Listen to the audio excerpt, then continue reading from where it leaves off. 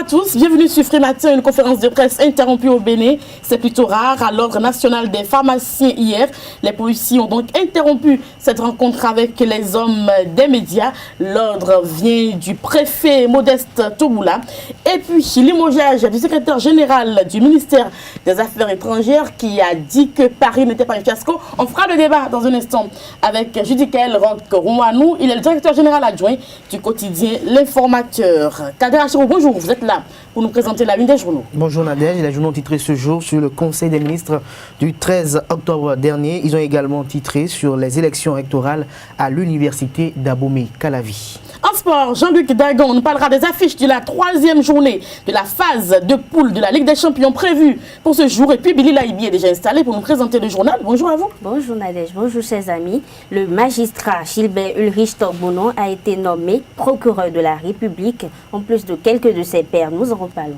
Dans un instant donc, les décisions issues du Conseil des ministres. Bienvenue, bonjour. Voici la pub. Papa. Oui, ma fille. Tu sais, je t'ai dit qu'après mon bac, je veux devenir journaliste reporter d'images, non? Papa, tu penses m'inscrire où? Esaü. Esaü, papa. Waouh! Maman, maintenant que j'ai eu le bac, je veux faire les finances et trésors. Tu comptes m'inscrire où? Esaü, beau-fils. Esaü? Oui, maman! Papa, Oui. tu sais qu'après mon bac, je vais être diplomate, non? Tu comptes m'inscrire dans quelle université? Mais Esaü, naturellement. Esaü? À ESAE, vous êtes bien formé dans les filières comme administration du travail et de la sécurité sociale, administration générale et territoriale, administration des impôts, gestion des marchés publics, planification et développement local, droit et sciences politiques, sciences économiques et de gestion. ESAE, c'est aussi sa télé numérique ESAE TV et son journal L'Informateur. ESAE, c'est à Bedjromede, 3e rue après le carrefour 16 ampoules allant à Jericho. Numéro de téléphone 98 98 14 00 96 80 55 11 90 93 65 21. ESAE, l'excellence a un nom.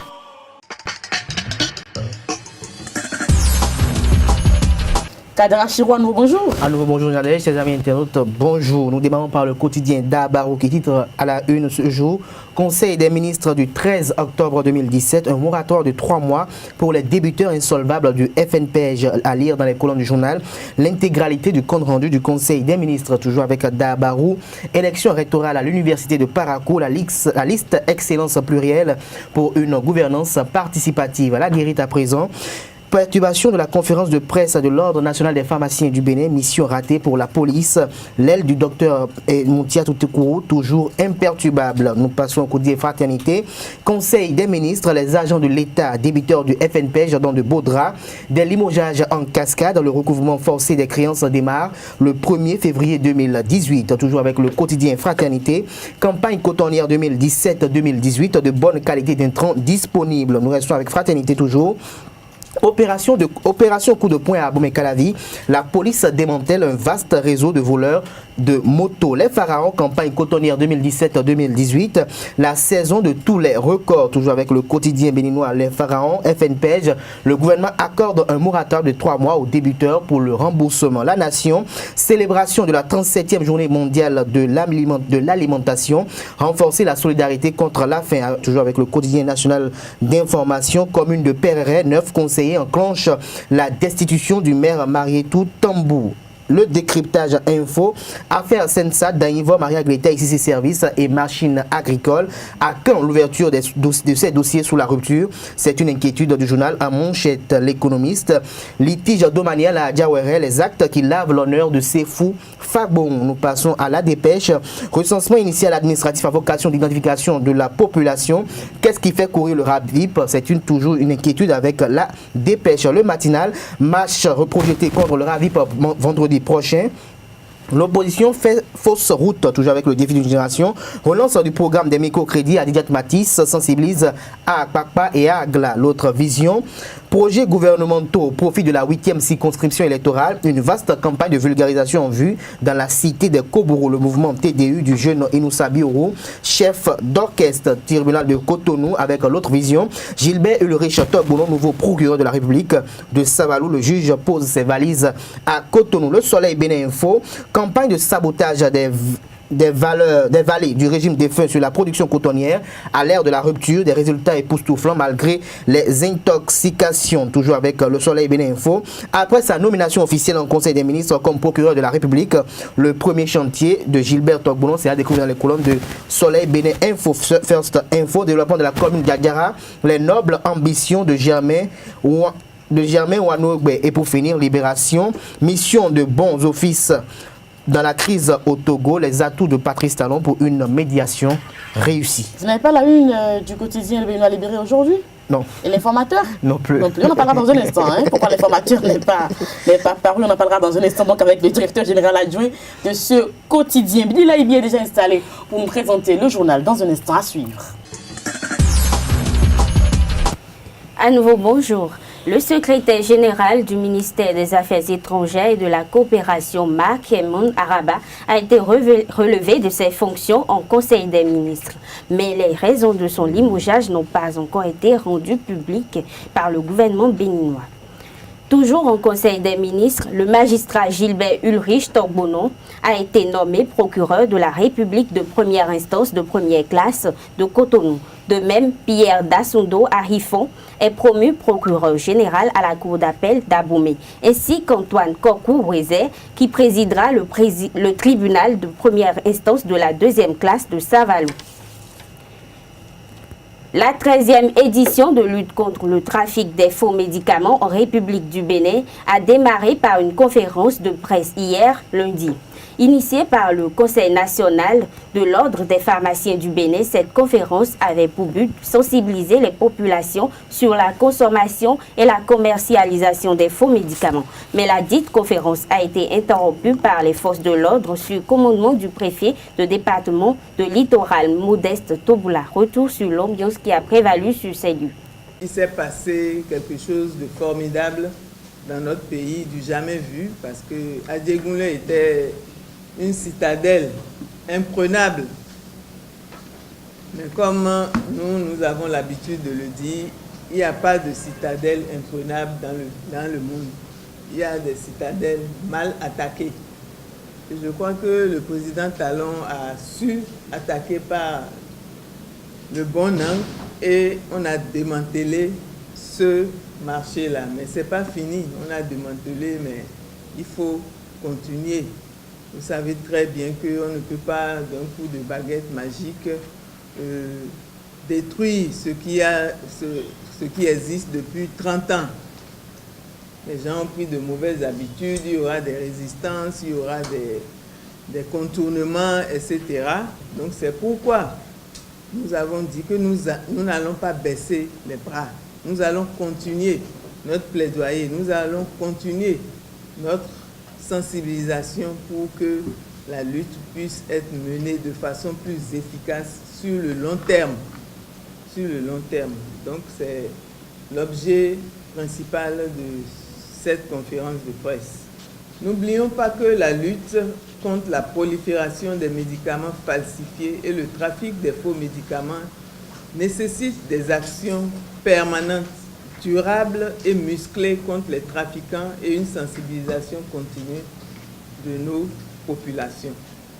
Béninoises et Béninois, chers confrères, chers consoeurs, il nous plaît de vous rappeler quelques recommandations de l'appel de Cotonou contre les faux médicaments, notamment 1. La mise en application stricte des tests législatifs et réglementaires dans les États qui en disposent et l'instauration d'un cadre législatif et réglementaire là où il en fait défaut. 2. La mise en place sur le terrain d'instruments efficaces contre le trafic avec des personnels formés et des dispositifs adaptés à la réalité du trafic des faux médicaments. 3. La sensibilisation et l'information du public sur les faits des faux médicaments. Ce que nous sommes en train de faire participe de cette 3e recommandation. Je ne parle plus. Oui. On arrête tout. Qu'est-ce qu'il y a encore? Il n'y a rien. On arrête tout. Je m'assure que la conférence est terminée. Parce que je vous dis que vous n'allez pas parler et que d'autres personnes parlent. Mais si ça, tu ne peux pas parler. S'ils sortent, ils ne peuvent pas parler, les gens. De toutes les façons, le lieu de la conférence, on doit pouvoir vider ça. Vider le siège de l'homme? Non, on est les journalistes peuvent partir, mais nous, vous ne pouvez pas. Ils ne peuvent pas partir, on ne peut pas. C'est chez nous ici. C'est chez nous. Nous sommes chez nous. Les journalistes peuvent partir. C'est bon. Nous, on va nous laisser partir. Ah, il y a une sécurité.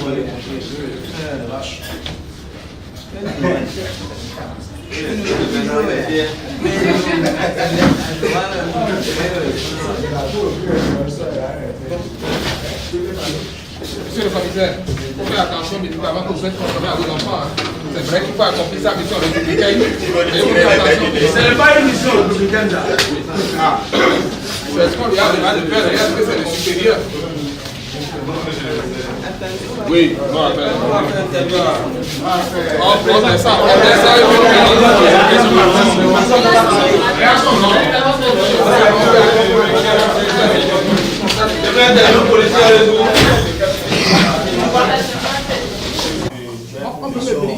La promission de mettre fin à la conférence.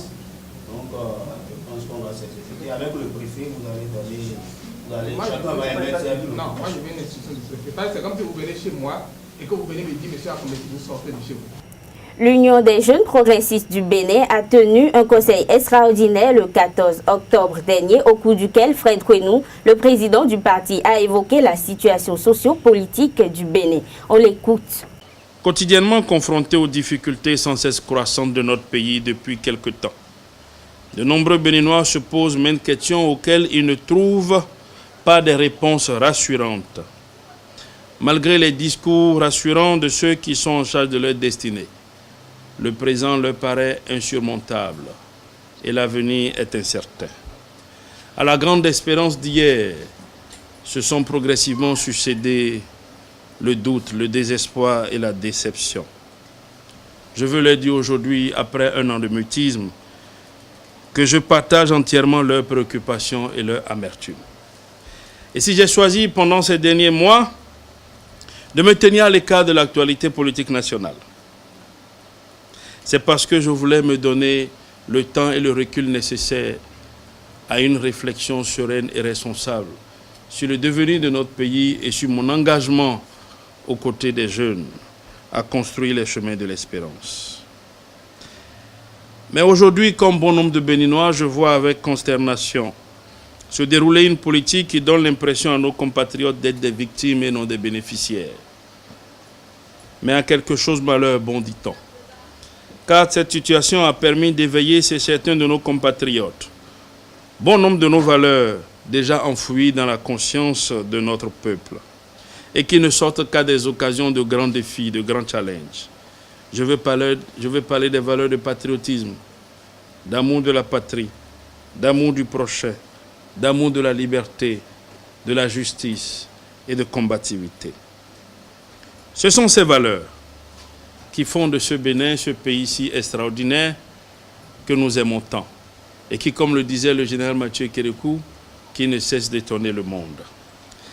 J'ai alors compris que si nous voulons réellement construire un Bénin nouveau, comme nous le répétions depuis 12 ans, où nous nous sommes engagés dans la voie de l'engagement, où nous sommes engagés sur le chemin politique, j'ai compris que si nous voulons préparer un avenir meilleur pour les générations montantes, présentes et futures, il nous faut entretenir en permanence la flamme de la liberté, préserver la démocratie, garantir la justice et le progrès social pour tous.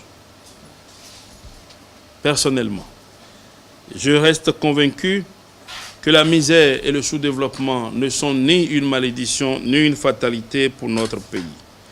Car je sais que notre pays recèle les ressources et les potentialités nécessaires pour concevoir et mettre en œuvre une politique de développement cohérente et réaliste. Cela exige un processus de réforme et d'enracinement de la démocratie, le patriotisme et la volonté politique, l'esprit de sacrifice et d'abnégation pour affronter avec efficacité et succès les défis du chômage des jeunes, de la diminution continue du pouvoir d'achat de nos populations et de la lutte contre la corruption au sommet de l'État. Camarades membres de l'UJPB, les Béninois éprouvent aujourd'hui un besoin profond de changement. et les acteurs politiques comme nous doivent s'adresser à leur cœur et à leur intelligence, en indiquant clairement les objectifs que nous voulons atteindre et les moyens d'y parvenir. Plus spécifiquement, cela signifie que quiconque aspire à diriger le Bénin doit présenter aux Béninois une vision claire, un programme économique et social cohérent et réaliste. En effet, aujourd'hui, plus que par le passé, il nous faut mettre l'accent sur le social, en ayant toujours à l'esprit que l'ampleur des tâches ne peut s'accommoder d'amateurisme et du laxisme. Des milliers de jeunes sont encore à la recherche d'un emploi. La mévente sévit dans nos marchés. L'inflation continue d'éroder le pouvoir d'achat déjà faible de nos populations. Une politique qui donne alors aux hommes l'impression ou le sentiment d'être traqués dans leur propre pays ne peut engendrer que frustration et rejet. Ce sera tout pour ce journal. Merci à vous, Billy Laibi, pour toutes ces informations. Donc, on suivait donc, le président Fred Renaud, c'est bien ça, hein, qui signe, donc, comme le disait hier, son retour sur la scène politique. Nous allons passer au sport rapidement, faire une virgule sportive avant de revenir à la politique et faire le débat avec Judicaël Rock-Rouanou, DGA du quotidien L'Informateur. Jean-Luc Dagan, bonjour. Bonjour Nadège. Les affiches de la 3e journée de la phase de poule de la Ligue des Champions prévues pour ce jour. Bonjour amis internautes, bonjour amis sportifs. 6 rencontres sont prévues ce mardi dans le cadre de la 3e journée de la phase de poule de la Ligue des Champions. Apoel joue le Borussia Dortmund, Feyenoord va en découdre avec Shakhtar Donetsk, Manchester City joue Naples, Monaco affronte Beşiktaş, Maribor va se mesurer à Liverpool, Leipzig affronte Porto, Real Madrid joue Tottenham, Sparta Moscou joue Séville. Classement FIFA du mois d'octobre, l'Allemagne trône en tête, c'est bien ça. Le classement FIFA du mois d'octobre est connu depuis ce lundi. La première place est occupée par l'Allemagne, suivie de près par le Portugal et le Brésil. Si le top 6 reste inchangé, l'Espagne revient dans le top 10, tandis que le Pérou l'intègre pour la toute première fois. Et puis le Slovaque Marek Hamšík, c'est bien, hein? C'est bien ça, hein? Un but du record de Maradona, c'est à Naples. Auteur de 114 réalisations sous le maillot ciel et bleu, en 463 rencontres, le joueur slovaque à la crête devra marquer un but pour égaler le record de la légende vivante du football Diego Maradona. Un record qui tient depuis 1991. Joueur emblématique de Naples depuis plusieurs saisons, Marek Hamšík a l'opportunité d'entrer un peu plus dans l'histoire du club du sud de l'Italie ce mardi soir. Lors de la rencontre Naples-Manchester City, en C1, le milieu international slovaque peut devenir le meilleur buteur de l'histoire de Naples. Pour cela, il n'a besoin qu'un seul petit but. Merci à vous, Jean-Luc Dagan, pour cette virgule sportive. On vous retrouvera demain avec le même plaisir pour d'autres informations sportives. Portez-vous bien. Nous passons au débat sur Free Matin. Judicaël Rock-Rouanou, bonjour. Bonjour Nadège. Vous êtes le directeur général adjoint du quotidien L'Informateur. Et justement, vous n'êtes pas paru aujourd'hui. Pourquoi? Vous savez, L'Informateur est un quotidien béninois d'information et d'analyse qui paraît en République du Bénin tous les jours sans exception. Et maintenant, le code de la déontologie nous dit que quand vous n'avez pas une information qui puisse faire l'apparition, il faut l'annuler officiellement. C'est bon, capitale, en fait. C'est bon que vous l'abordez. Je me rappelle, dans ce pays aux États-Unis, on a coupé le courant pour 2 secondes et puis ça a fait le tour du monde. L'informateur n'est pas paru aujourd'hui, ça suscite des curiosités. Et voilà la raison fondamentale pour laquelle on a décidé aujourd'hui de rester. Mais dès demain, déjà, l'informateur est dans les kiosques. Parce qu'il y a une information capitale maintenant. Non, parce que d'abord, l'informateur ne fait pas de l'à peu près, l'informateur ne sort pas pour sortir. Il faut des informations, il faut des analyses pointues. Voilà. Kader Achirou, on est là pour le débat. Nous parlons donc de la conférence de presse qui a été interrompue à l'Ordre national des pharmaciens du Bénin. Franchement, est-ce que c'est bien, Judicaël Rock-Rouanou? Non, pour moi, est-ce que c'est bien, est-ce que c'est mauvais? Je dirais seulement qu'il n'y a pas de fumée sans feu. Et on ne pourra pas faire d'éruption chez vous s'il n'y a pas de problème. Et si problème il n'y en avait pas, je pense que tout de suite on présente des excuses si on voit qu'on s'est fourvoyé. Si on voit qu'on s'est trompé. Donc, ce qui s'est passé, selon dans les arcanes, dans les couloirs de la préfecture de Cotonou, et en attendant un courrier officiel ou une interview formelle de la part du préfet, on apprend que les informations reçues de l'autre côté étaient que l'ordre dirigé par Mme Toukourou était dans l'illégalité, ou du moins qu'il y avait des problèmes du fait que l'Assemblée générale élective n'a pas... Donc de toutes les manières, on sait qu'au niveau des pharmaciens, dans leurs différentes associations, il y a des problèmes. Il y a Ubifam, il y a ce problème depuis le régime de faim, qu'on n'a pas, on a vu ça a défrayé la chronique, et ce problème fondamentalement n'a pas été réglé. Bon, pourquoi le préfet devait-il, puisqu'on dit que l'ordre venait de lui, envoyer les forces de l'ordre sur place, alors que ceux-là voulaient faire une conférence de presse. Une conférence de presse quand même, quand on a entendu les auteurs dire qu'ils veulent faire une plaidoirie, ils veulent faire une sensibilisation sur les médicaments les médicaments de contrebande ou de rue, qui va quand même dans la droite ligne de la lutte du gouvernement. Actuel. On a vu le préfet descendu à Djegounlé, toute la tollée que cela suscitait. Mais est-ce qu'il faut que le préfet laisse aussi l'illégalité persister en attendant de recourir à des voies formelles pour que ça dure? Je pense que d'une manière ou d'une autre, force doit rester à la loi. La loi ne défend pas au préfet. Si il sent qu'il y aura trouble à l'ordre public, d'envoyer des forces de l'ordre pour dire arrêtez, il faut qu'on voit clair dedans. Je pense que l'ordre de Mme Toukourou doit simplement savoir raison garder, prendre son mal en patience, de se rapprocher des autorités du pays, et si éventuellement ils ont la confirmation que c'est réellement la préfecture qui envoie les forces de l'ordre, de se rapprocher d'eux, de savoir ce qui s'est passé et de nous revenir pour dire, entre-temps, ça va les crédibiliser davantage. Vous savez, nous avons voulu organiser une conférence de presse, les forces de l'ordre sont arrivées, et voilà les tenants et les aboutissants de cette affaire. Mais souvent, qu'est-ce qui se passe au Bénin? La chose se produit, tout le monde se tait, on préfère que les spéculations nous aident à y bon train. Alors, Kader Achirou, est-ce qu'en fait, on n'aurait pas pu envoyer un courrier officiel à l'ordre pour le dire, par exemple, ne faites pas cette conférence de presse, au lieu quand même de venir avec la police, parce qu'on connaît un peu la qualité des membres de l'ordre, on n'aurait pas pu faire autrement? Ouais, je me dis, le gouvernement encore dans son théâtre habituel avec les différentes entités de l'État où on trouve toujours qu'il y a illégalité ou bien illégitimité dans les attributs des uns des autres. Je me demande si c'est aujourd'hui qu'on a constaté que l'ordre, l'aile de Montia Toukourou est dans l'illégalité. Je pense qu'elle n'était pas dans l'illégalité quand ils ont participé activement à la réalisation et de façon participative à la réalisation de l'opération Pangea 9 qui consistait à lutter contre les faux médicaments. Il y a des conférences de presse qui ont été tenues dans les locaux de l'Ordre national des pharmaciens du Bénin hier, ils ont exhibé hier, et on n'a pas trouvé qu'il y avait d'illégalité ou d'illégitimité à ce niveau. C'est aujourd'hui, quand on n'a plus besoin d'eux, qu'on trouve qu'il y a d'illégitimité. Je me dis, le gouvernement encore, comme je le dis, sont en train de vouloir créer ce qu'il ne faut pas créer. Parce que quand on voit l'Ordre, l'aile Toukourou, quand on voit ceux qui la composent, ceux qui composent cette aile, quand on voit les idéaux qui sont prônés, on est en même de se dire, sans risque de se tromper, que quand même ce sont des initiatives nobles, des idéaux nobles qui sont prônés dans ce niveau.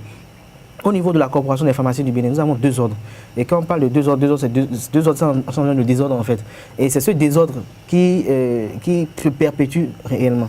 Je me dis, pourquoi on veut forcément unir tous les pharmaciens dans un seul ordre? Pourquoi on veut forcément? Si eux-mêmes n'arrivent pas à l'unanimité de s'entendre parce que les formations ne sont pas les mêmes, les formations sont divergentes. S'ils n'arrivent pas à s'entendre parce que le parcours initiatif n'est pas le même avec les autres, parce qu'il y en a qui sont dans la compréhension depuis longtemps, qui ont eu peut-être à pactiser avec d'autres dans des plus hautes sphères, puisque quand on parle du commerce des faux médicaments, vous savez, il est peut-être un secret pour personne de savoir qu'après la drogue réellement, les médicaments c'est aussi une drogue révélée en fait, et c'est aussi un grand réseau en termes de ce qu'on pourrait peut-être appeler de ressources financières en fait. Alors quelqu'un qui se lance dans cette activité, ce ne sont pas des enfants, c'est pas tout pharmacien qui peut se lancer dans la production et la commercialisation en tant que gros producteur et gros distributeur des produits pharmaceutiques. Vous voyez le docteur Adébord, quand on voit le docteur Adébord dans quelque chose, quand vous voyez l'homme, vous le voyez debout, vous voyez l'être, en fait je me dis il faut voir les composants. Le docteur Gonçalves, vous voyez ceux qui sont dans ce tel, est-ce que c'est des gens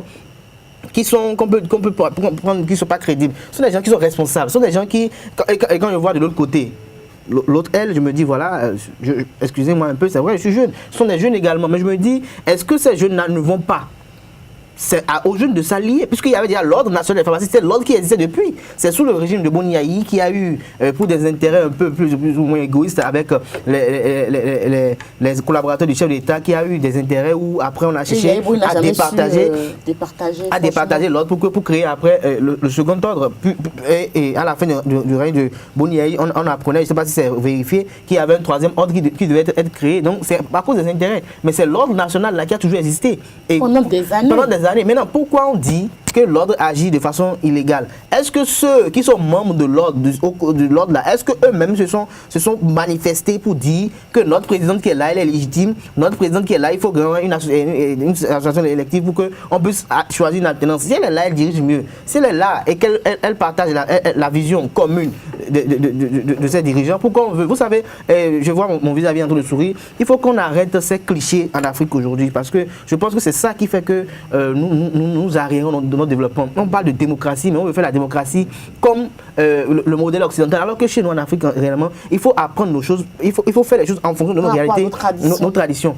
En Afrique, regardez le cas, simplement le cas de la Libye, quand quelqu'un est là, et qu'il gouverne pendant un bon moment, il arrive à faire asseoir réellement les vraies bases d'un développement. Mais regardez, dans nos pays où nous parlons de démocratie, nous chantons de démocratie, où Sabo vient aujourd'hui, c'est Nissou qui vient demain, Nissou passe, c'est Patrice qui vient demain. Et ils viennent justement pour faire la guerre à l'autre. Chacun vient pour faire la guerre à l'autre qui est parti, pour dire que voilà ce que moi je prône, voilà mes idéaux, et c'est un éternel commencement. Le développement n'arrive jamais. Un piège sans fin. Donc je pense que si ceux qui sont là, ils ne sont pas bêtes. Je pense que le docteur, comment on appelle, le docteur Gonçalves n'est pas bête. Le docteur Adebo n'est pas bête, et l'autre docteur aussi ne sont pas bêtes pour dire qu'on laisse tout court en place pour quand même c'est quand même des gens d'un certain âge, et eux aussi peut-être aspirent à cela. Donc s'ils veulent, vraiment ils le veulent, eux-mêmes ils vont saisir par courrier officiel pour dire non, on interdit. Alors le préfet qui envoie, pour finir très rapidement, qui envoie, vous savez le préfet Toboula, je l'aime très bien, mais je me demande s'il pense à ses perspectives d'avenir, parce que après la préfecture quand même il y a une vie qui va exister. Il y a une vie qui va exister pour lui, parce que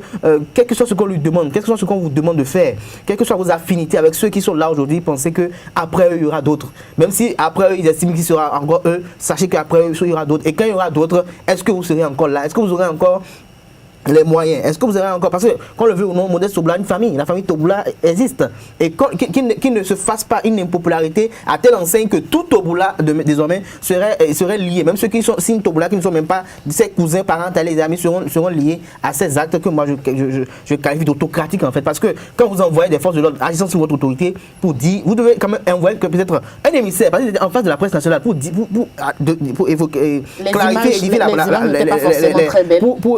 pour édifier les propriétaires des médias qui étaient en présence, pour leur dire voilà, on interrompt cette conférence de presse parce qu'il y a ci, il y a ça. Mais comme on est habitué aujourd'hui avec sous le régime de la rupture du Bénin et autres, on veut faire une gouvernance opaque. On fait les choses de façon voilée pour ne pas vraiment faire cerner, parce qu'on a peut-être des intérêts au fond. C'est après, on laisse les gens spéculer autour, on laisse les gens dire ce qu'on veut, on laisse la place à l'intoxication. Vous savez, sous la rupture, on dit souvent qu'il y a beaucoup d'intoxication. Je me dis c'est le gouvernement qui fait la promotion par excellence de l'intoxication. Parce que pour la seule raison, on aurait pu envoyer peut-être le secrétaire général de la préfecture dire devant les professionnels des médias ce pourquoi on a interrompu cette conférence de presse. A quelque chose pour rebondir, ou est-ce qu'on peut passer au second sujet rapidement? Je vais dire simplement qu'on ne veut pas regarder l'ordre pour mettre en cause les fondamentaux de la démocratie. On ne veut pas regarder l'ordre pour mettre en cause les années de lutte faites par nos aînés, nos papas, pour aboutir à la conférence des forces vives de la nation. Mais en fait, qui doit mettre en cause la légitimité de la présidence? Quand on me dit qu'il faut quand même, c'est que quand les gens ne disent pas qu'il doit avoir... Non, l'alternance, en toute chose, elle est nécessaire. Je pense que toute association est régie par des statuts. Et ces statuts, c'est au niveau de la préfecture qu'on aille. Pourquoi la loi a prévu qu'on aille déposer? C'est pour qu'en son temps, l'autorité ait un regard dedans. Et les statuts, si les statuts constatent des renouvellements, les membres peuvent aller en assemblée, décider de reporter encore Dame Toukourou. Les membres peuvent décider même de modifier les statuts et de il fallait qu'il y ait cette assemblée générale nécessairement, même s'ils ne le faisaient pas, le préfet devait les rappeler alors, parce qu'on on vient vous dire, on vous confie, c'est pour que vous ayez un courrier. Je pense que le préfet a très bien fait. Plus on creuse, le préfet a très bien fait de poser le problème en même temps pour qu'une solution soit trouvée. On ne peut pas envoyer un courrier officiel parce que ce n'est pas normal. Je n'écarte pas ça. Je n'écarte pas ça. Ça pouvait se faire. Mais on ne doit pas remettre en cause les fondamentaux de la démocratie. Alors, je dis nous parlons donc du limogeage de ce secrétaire général, ce célèbre secrétaire général, désormais secrétaire général du ministère des Affaires étrangères. Qu'est-ce qu'il faut penser de ce limogeage-là? Il faut simplement penser que les gens sont venus aux aveux pour nous dire qu'en réalité, ils étaient réellement allés se balader à Paris. Et qu'il y a eu un problème dans cette mission de Paris. C'est ce qu'on vient confirmer en limogeant M. Araba. Et s'il y a d'autres explications, je pense que les gens l'auraient donné ou les gens auraient attendu. Et je pense que le ministre Agbenossi, pour moi, est blâmable. Il est blâmable à ce titre que on ne doit pas faire porter le chapeau simplement au secrétaire général. Il est ministre. C'est lui le garant de la diplomatie. Et je pense qu'on aurait pu nous éviter ce spectacle désolant. Et je pense qu'arrivé à Paris, une fois qu'on a constaté que le président français n'était pas disponible parce qu'on voulait peut-être faire des jeux de couloir, puisqu'on constate aujourd'hui qu'il n'y avait pas, puisque je l'avais dit ici sur ce plateau, qu'on nous montre une invitation officielle de la France. Parce que ce qu'on est en train de nous faire, c'est de mettre en péril notre démocratie et de mettre à dos la métropole pour ne rien du tout. Pour ne rien du tout. Il faut voir des confrères qui ont insulté la France, des gens qui sont allés sur les réseaux sociaux. Demander jusqu'à ce qu'on relève même l'ambassadeur de France alors qu'au fond, peut-être, les gens ne sont pour rien. Moi, je continue d'exiger cette lettre de la France, les échanges de courrier avec l'État français qui invite notre président de la République. Parce qu'on nous parle de l'affaire Bolloré et autres là. Je pense que le jeune Macron ne devient pas président de la République sans avoir un bagage lourd. C'est un jeune qui a la tête sur les épaules. On ne devient pas président de la République par hasard. On ne devient pas président de la République dans l'espace Union européenne par hasard. Et ce n'est pas à cause de Bolloré qu'il va refuser de prendre le président Talon. C'est deux cas différents. Et même s'il doit parler des affaires, c'est souvent off. Ces affaires ne sont jamais traitées devant les micros. Pourquoi on refuse publiquement? Non, jamais. Pourquoi on refuse publiquement de prendre notre président de la République ou de le recevoir du fait que je pense que les gens ont profité simplement de ce verdict de la Cour suprême pour nous baratiner et pour faire au président de la République ce qu'il ne devait pas faire et pour lui faire dire ce qu'il ne devait du tout pas dire. Je pense que je suis certain parce que le président Patrice Talon, c'est un homme. Je pense que du retour de Paris, quand il a fait le bilan, il aurait certainement regretté certaines de ses déclarations quand il dit les de passage. Ce n'était même pas décent pour lui. Il était de passage, il pensait que si Hollande avait le temps, il allait le recevoir. Ce n'est pas n'importe qui quand même, le président Patrice Talon. Donc, je pense que le limogeage d'Araba vient confirmer que la délégation de Paris a failli, qu'il y avait un problème autour de cette affaire et qu'on nous a menti. D'ailleurs, le ministre Agbenossi a été malhonnête, je vais le dire, parce que quand vous revenez d'une... Malhonnête? Oui, il a été malhonnête, ils ont été malhonnêtes, parce que quand vous revenez d'une mission comme ça, vous devez pouvoir faire le point. Surtout une mission autour de laquelle il y a des polémiques sur le temps.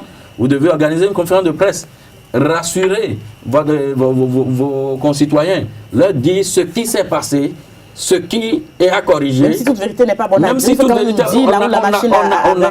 on en a réellement besoin. On en a réellement besoin. Si on ne le fait pas et que dans la foulée, on limoge simplement le SGM pour continuer d'entretenir les rumeurs. Un peu comme au bon vieux temps, quand Yaïmouni était fâché, c'est ce qu'il faisait aussi. Pour continuer d'entretenir les rumeurs, je pense que c'est de la malhonnêteté. Je ne dis pas que le SGM n'est pas limogeable. Il n'est pas... il n'est pas comptable. Je ne dis pas ça. S'il avait une sanction, c'est bien mérité pour lui, on l'a limogé, c'est bien. Mais qu'on nous explique ce qui s'est passé fondamentalement à Paris pour qu'on cesse d'insulter inutilement ou à tort ou à raison les Français. Parce qu'aujourd'hui, c'est comme si on était en train de, nous-mêmes, on était en train de vouloir monter une autre forme d'esclavagisme. Beaucoup de choses qui m'ont vraiment déçu. Comme vous le dites, il faut clarifier la chose. Tu dis qu'elle est plutôt bien inspirée sur ces sujets. Par rapport au SGM, je me demande, est-ce qu'il s'agit d'un limogeage ou d'une démission? Parce que déjà en soirée du jeudi, voire dans la journée du vendredi, moi j'ai eu l'information selon laquelle le secrétaire général du ministère avait déposé sa démission. Effectivement circulé. Il est vrai que le conseil des ministres a été effectué le vendredi. Alors je me demandais, c'est une démission qui est venue dans le même temps que le limogeage. C'est une question qui reste toujours... C'est une coïncidence. C'est une question qui reste toujours... En suspens. Dans le suspense. Alors, il est légitime de limoger le secrétaire général du ministère des Affaires étrangères par le chef d'État de Limoges, parce que c'est lui qui a pondu ce communiqué, en fait, ce communiqué assez pompeux, qui a fait le tour des réseaux sociaux, qui a vanté les mérites et qui a fait rêver le peuple béninois pour une visite qui ne devait pas se tenir. Par rapport au propos du chef de l'État, ça pose un problème de décrédibilisation de sa personnalité dans la mesure où, lorsqu'il va devant la diaspora, dit qu'il était de passage, un chef d'État ne dit pas ça. Vous ne pouvez pas dire que vous êtes de passage à Paris. Quand vous êtes chef d'État, vous ne vous baladez pas, vous n'allez pas dans un pays de passage. Je pense que le chef d'État doit être revu, il doit être recadré par rapport à ce qu'il doit dire dehors. Et il faut que Patrice Talon arrête, peut-être, je pense que je parle de caprice à ce niveau, de nous vanter tout le temps l'élite du compétiteur né. Vous savez, quand vous vous croyez assez fort, parfois vous arrive de faire des boudes qui sont difficiles à rattraper. C'est comme ce qui a été dit une fois à Paris. On a comme l'impression qu'à Paris, le chef d'État fait beaucoup de boudes là-bas. Parce que c'est là-bas qu'il a évoqué cette grande bourde de désert de compétences, alors que nous avons des compétences partout dans l'Afrique. Nous avons des Béninois celui qui tient le mouvement de France face à un Béninois. Nous avons des Béninois qui sont de part et d'autres qui sont dans les hautes sphères des pouvoirs au niveau de l'État. C'est un Béninois. Alors, pour revenir à ce fiasco de Paris, je me dis, le secrétaire général Herman Araba n'est pas le seul. Il y a le chef de la mission diplomatique du Bénin en France qui doit être également limogé parce que pour avoir mal négocié avec l'Élysée, les tenants et aboutissants qui devaient aboutir réellement à cette rencontre, il devait également partir et son commandant en chef, qui est le chef de la diplomatie béninoise, Aurélien Agbenossi aussi devait partir parce qu'on ne comprend pas comment quelqu'un qu'on nous a vanté les mérites, vous savez, vous vous rappelez pas, quand on avait nommé Aurélien Agbenossi, on a vu une vague communication par rapport à son... Il démissionne dans un pays qui se respecte, on n'aurait même pas limogé. Voilà, par rapport à cela. Et quand Roch parle de malhonnêteté, c'est pas une malhonnêteté par rapport à Aurélien Agbenossi, je me dirais que il a honte, vous savez. Il y a ce qu'on appelle l'honneur aussi. Et connaissant Agbenossi, c'est quelqu'un qui est, même si on a beau détester l'homme, il faut l'avouer, c'est quelqu'un qui aime être fier. Il aime être fier. Et il fait partie quand même, pour être franc de mon intime conviction, il fait partie de ces rares ministres au sein du gouvernement de la République qui me paraissent compétents, qui arrivent à me convaincre quand ils prennent la parole pour défendre quand même quelque chose. Et je me demande c'est peut-être une erreur, l'erreur humaine. Je ne défends pas Aurélien Agbenossi, quand bien même c'est une grande bourde qui a été effectuée, mais je pense qu'il pourra mieux. Parce que si le chef d'État Patrice Talon a été reçu par le roi de l'Arabie Saoudite, si le chef d'État a été reçu par beaucoup de personnalités, rappelez-vous, lorsque le chef d'État a entamé ces nombreux périples au niveau de l'Asie et autres, Aurélien Agbenossi a quand même effectué un grand travail. Et la presse a accompagné, que ce soit la direction de la communication, a vraiment accompagné les différentes visites. Alors pourquoi il y a eu bourde cette fois-ci? Je pense que le problème se situe au niveau de demain. C'est vrai que s'il y a un problème, on dit souvent que c'est le patron qu'il faut voir parce qu'il n'a pas supervisé, mais je pense que quand vous avez travaillé déjà avec vos collaborateurs, par rapport à plusieurs visites, parce que c'est pas la première fois que Patrice Talon va à Paris, vous avez travaillé avec vos collaborateurs, vous ne pouvez plus les suivre comme de l'air sur le feu pour dire voilà ce qu'il faut faire, mais vous devez en répondre. Donc c'est là où peut-être je peux rejoindre le Roch pour dire qu'il est légitime et qu'il est quand même obligatoire que Aurélien Agbenossi vienne s'excuser et vienne exposer et expliquer ce qu'il veut dire. Mais moi je pense que la véritable faute, le véritable problème, c'est au niveau du chef de l'État. C'est au niveau du chef de l'État dans la seule mesure où, quand il dit qu'il était de passage à Paris et qu'il avait souhaité rencontrer Macron, vous savez, j'ai comme l'impression que notre chef d'État, il n'a pas voulu. Vous savez, parfois on a beau détester Bouniaï, mais il faut apprendre à le copier. Bouniaï avait, quand on disait Bouniaï faisait le bête à l'étranger, c'est pas qu'il faisait le bête, il savait pourquoi il faisait le bête. Quand vous dites à un chef d'État, de qui vous attendez des appuis financiers, de qui le patronat doit appuyer votre pays. Monsieur, un chef d'État qui n'a même pas peur de Trump, parce qu'on l'a vu rencontrer Trump plusieurs fois, Trump que tout le monde craint quand même, un chef d'État qui serre la main à Trump de façon fière. Voilà. Il faut quand même savoir. Voilà. Et que vous dites que vous êtes de passage à Paris et que vous avez voulu le rencontrer et que le chef de l'État a dit que son agenda ne convergeait pas, je pense que c'est des choses que le chef d'État n'aurait pas dû dire. Mais c'est réglé, le problème est réglé. Le problème n'est pas encore réglé parce que je pense que au niveau de la diplomatie, nous avons reçu un grand coup au niveau de la diplomatie parce que même si la France a peut-être vu ce rendez-vous un peu manqué, mais il y a l'image, comme l'a évoqué Roch tout à l'heure, l'image de la France qui est en jeu. La presse nationale a vilipendé la France. Donc on dit que c'est Macron qui n'a pas voulu rencontrer Patrice Talon pour l'affaire de Bolloré. Je ne sais pas ce que la France, c'est vrai que même si la France avait des intérêts, ça c'est des choses qui se disent en off, même si la France devait sanctionner peut-être le Bénin ou sanctionner Patrice Talon par rapport à cette affaire, c'est pas en refusant de le recevoir. On a vu Patrice Talon y parler, mais ça ne les a pas empêchés de faire des guerres en sourdine. Alors c'est pas le fait de se voir et afficher un beau sourire XXL aux caméras qui va empêcher Emmanuel Macron de Merci. Donc je pense que même ceux qui ont commandité, c'est une communication qui a été effectuée pour vilipender Macron par rapport pour trouver un bouc émissaire. Je pense que c'est peut-être de la défaillance de la stratégie communicationnelle du régime actuel, parce qu'on ne peut pas prendre comme bouc émissaire pour une rencontre ratée, dire que c'est pour l'affaire Bolloré. Ce problème est loin d'être réglé du jour au lendemain. Oui, effectivement. Je rejoins entièrement Kader pour dire que c'est vraiment une bêtise que de commanditer dans une fièvre pareille des communications contre la France. Vous savez, la France a des représentations au Bénin. Et tout ce qui se passe au Bénin est envoyé en rapport. Et des agents de renseignement. Tout le temps. Ça fait un. Ça veut dire déjà qu'on se crée de petits problèmes avec la France. Je ne sais pas si c'est ça qui va servir peut-être de socle de communication pour que les gens puissent essayer de revenir. Et on va essayer d'agir sur la fibre de la nationalité. Mais ce n'est pas ça le plus important. Le plus important, c'est l'image de notre pays à l'extérieur. Vous savez, Patrice Talon, il est très intelligent. Je l'ai vu lors de sa campagne. Parler du franc CFA. Mais il n'a pas fait comme tout le monde. Il n'a pas fait comme tout le monde. Il a bel et bien dit, vous ne pouvez pas vous séparer de quelque chose sans savoir ce à quoi vous vous attendez. On ne se lève pas du jour au lendemain pour dire on a grandi. Effectivement, il a été très strict sur ce... Ça c'est vrai. Il faut prendre des bases. Et je l'ai vraiment apprécié. Ça veut dire quoi? Parce que nous avons la technologie pour quitter le franc CFA. Voilà, ça veut dire que c'est quelqu'un qui réfléchit beaucoup. Et que l'on aille le faire ce qu'il a fait à Paris, je dis, je suis révolté en tant que citoyen béninois. Et ceux-là qui se révoltent contre la France, je suis désolé pour eux. Il faudrait d'abord se révolter contre notre diplomatie. Et le premier dans ce cas, c'est indubitablement le ministre des Affaires étrangères. Qu'il fasse aveuglement confiance à ses cadres ou pas, c'est la visite du président. Il y a le bug, il doit répondre. C'est la visite du président de la République. Ce n'est pas la visite d'un ministre. Ce n'est pas la visite. Il y a quelqu'un qui est en charge de négocier cette rencontre à l'Élysée. Ce n'est pas la visite de n'importe qui. Cette rencontre à l'Élysée va où? Va à la métropole. Le président de la République ne va pas dans la sous-région, le président de la République ne va pas dans un petit... on parle de la métropole. Ne va pas dans un petit pays. Il était de passage. Qu'on le veuille ou non, Adonissi devra répondre de cette... Pour moi, le dossier est bouclé, chers confrères. Le dossier est bouclé pour moi. Ce qui a su ça aura des rebondissements, il reviendra en parler sur ce Paris fiasco ou pas fiasco, le dossier est bouclé. Le président vient de sonner la fin de la création, c'est bon. Le secrétaire général du ministère a été limogé. Les coups vont reprendre. Voilà. Merci à vous, Judika Ronkouanou. Je rappelle que vous êtes directeur général adjoint du quotidien L'Informateur et vous nous avez promis que le quotidien revient dans les kiosques dès demain. Merci à vous. Le quotidien n'a même pas disparu. Bon, ok, d'accord, que le quotidien sera disponible dans les kiosques demain. Voilà, c'était là hier, ça revient demain. C'est ça. Merci à vous, Kader Achirou, pour le débat. C'est la fin du Free Matin que nous avons eu beaucoup de plaisir à vous présenter. On va se retrouver demain. Portez-vous bien. Au revoir.